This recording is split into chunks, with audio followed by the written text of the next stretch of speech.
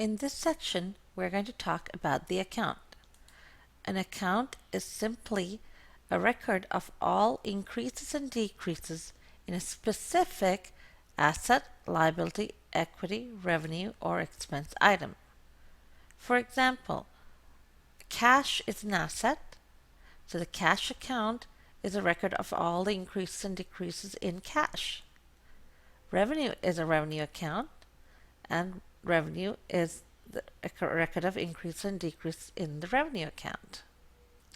At the end of the accounting period, we take information from accounts and then analyze, summarize, and present them in financial statements.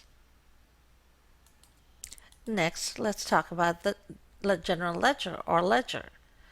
The ledger is a record of all accounts used by a company. So the general ledger is where you find accounts, and all the accounts that are used by the company is in the general ledger, and we call it ledger. So if you hear the term ledger or general ledger, you know that's where we keep accounts. The general ledger can be manual, which typically is a book. So you keep records in a book. This particular record here shows the cash balance. So it says cash at bank, and then it'll have a column for debits, credits. We are going to talk about that in a little bit, and then the cash balance. For this particular manual ledger, as of 31st March, the cash balance is $6,927 and 10 cents. For most companies nowadays, general ledgers are maintained in computerized systems. So this would be what a computerized system screen looks like. Typically, you're going to keep, for small businesses, you will have accounting software such as QuickBooks or Peachtree, and every transaction that's entered will update the general ledger. This particular company's balance as of December 10th, cash balance is $5,700. So there'll be information that's available in the ledger. We're going to talk about that a little later, but I wanted to introduce you what a ledger is and what it looks like. Next, we'll talk about the chart of accounts.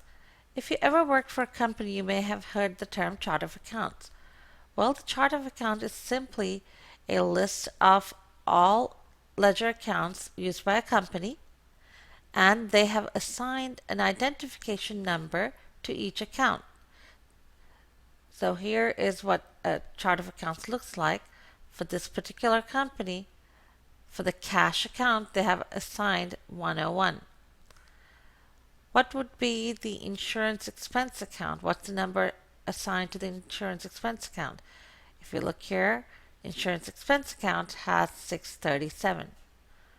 One other thing that I would like to point out is typically the chart of accounts is organized as balance sheet accounts first. So asset accounts, liability accounts, equity accounts. Then you have your dividends, and then revenues and expenses. Later on, you'll see that we organize a lot of things this way, but the chart of accounts is organized as balance sheets first, then dividends, and then revenues and expenses. Also, the chart of accounts for this particular company has 3-digit identification numbers, but each company can pick their identification numbers and how long they are.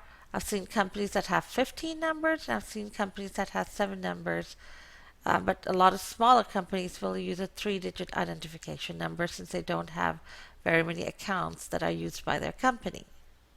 So this section covered the account, the general ledger, and the chart of accounts.